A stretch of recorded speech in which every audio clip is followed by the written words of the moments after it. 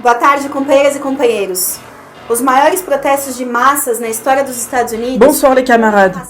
Les plus grandes manifestations de masse de l'histoire des États-Unis contre le racisme impérialiste ont eu un impact et une influence sur le Brésil avec d'importantes manifestations contre le gouvernement réactionnaire de Bolsonaro, Mourão et des militaires.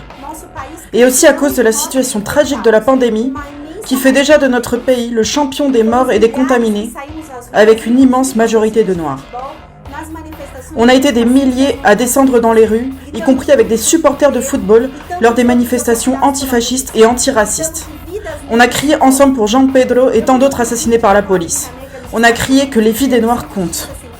Quand j'ai vu la vidéo de cette fille noire aux États-Unis qui criait « Pas de justice, pas de paix », j'ai pensé à la situation de toutes les mères au Brésil qui perdent leurs enfants sous les balles de la police, du travail précaire, du coronavirus ou même de l'exploitation capitaliste brutale, à tous ceux à qui on a volé depuis qu'ils sont enfants le droit de vivre et de décider de leur avenir, comme le petit Miguel de 5 ans, qui pendant que sa mère employée domestique promenait le chien de sa patronne, ce garçon a été abandonné par cette même patronne, tout seul dans l'ascenseur et a fini par tomber du bâtiment. Ça, c'est un symbole de l'héritage de l'esclavage dans la vie des femmes noires et de la douleur qu'elles vivent chaque jour au Brésil. Ces tragédies capitalistes ont lieu sous le gouvernement de Bolsonaro, un président qui n'a fait que nier les dangers de la pandémie et qui est lui-même contaminé aujourd'hui. Un gouvernement qui est l'expression la plus fasciste du régime politique hérité du coup d'État institutionnel de 2016. Un coup d'État orchestré par le système judiciaire aristocratique et raciste qui a organisé des opérations politiques pour changer de gouvernement contre la volonté populaire, comme on l'a vu avec l'arrestation arbitraire de Lula. Un autoritarisme judiciaire raciste qui emprisonne massivement les Noirs et qui s'était déjà renforcé pendant les gouvernements du PT. Aujourd'hui, on subit un régime politique avec l'ultra-néolibéral Paulo Guedes qui privatise et mène des réformes contre les travailleurs, qui précarisent la vie des Noirs, un parlement rempli de partis qui vendent leur vote contre des avantages, des policiers racistes qui organisent des milices pour assassiner les jeunes Noirs, qui criminalisent la pauvreté sous prétexte de la guerre contre la drogue. C'est pour ça que nous continuons à exiger de toutes nos forces une enquête indépendante pour que justice soit rendue à Marielle Franco, conseillère du PSOL, noire et lesbienne, qui a été brutalement assassinée. Et nous ne pouvons que dénoncer ce régime sous les protections des forces armées qui restent impunis pour leurs crimes pendant la dictature, avec Mourão à la vice-présidence. Pour toutes ces raisons, nous nous battons pour renverser Bolsonaro et Mourão, mais aussi tout ce régime pourri, car nous savons que les procédés institutionnels comme la destitution ne nous servent à rien.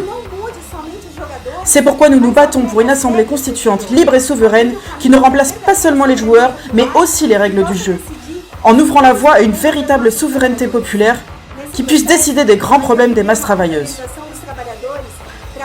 Dans ce processus, nous revendiquons l'auto-organisation des travailleurs pour lutter pour un gouvernement des travailleurs en rupture avec le capitalisme, ce système misérable qui utilise le racisme et le patriarcat pour engendrer encore plus de précarité, de violence et de misère pour les femmes et les Noirs.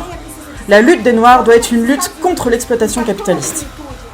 Mais il faut dire aussi que si la lutte aux États-Unis a eu un impact sur les jeunes et les travailleurs d'ici, les syndicats, et en particulier le PT, par son poids dans les syndicats comme la CUT, ont agi pour diviser les luttes et appeler les travailleurs à rester chez eux, sous prétexte de la pandémie, en actant une trêve avec le gouvernement de Bolsonaro, au moment même où les livreurs de tout le pays se sont mobilisés, avec la grève de milliers de jeunes de Rappi, iFood, Uber Eats, une majorité de Noirs.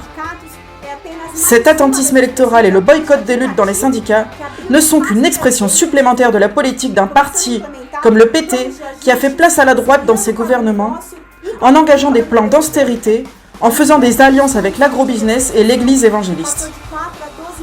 On a vu aussi une augmentation exponentielle de la sous-traitance qui est passée de 4 à 12 millions d'emplois au cours des gouvernements du PT et le massacre du peuple d'Haïti avec les troupes de l'ONU dirigées par le Brésil. C'est pourquoi le réformisme et toutes ses variantes sont incapables de mettre fin à l'oppression des Noirs et des femmes parce que ce qu'ils veulent, c'est administrer le capitalisme. Les fronts larges qui commencent à se dessiner, allant jusqu'à rassembler des secteurs du PSOL avec des putschistes et des patrons, donnent un avant-goût de la défaite qui s'annonce. L'unité dont nous avons besoin, c'est celle de la classe ouvrière, qui compte une majorité de femmes et de noirs, aux côtés de nos frères exploités blancs, indigènes, LGBT et migrants. Comme le disait Léon Trotsky, pour être révolutionnaire, il faut regarder la vie à travers les yeux des femmes. En ces temps de colère des Noirs et de violence raciste et patriarcale brutale, je vous invite toutes et tous à regarder la vie à travers le regard puissant des femmes noires qui, partout dans le monde, n'ont rien d'autre à perdre que leur chaîne.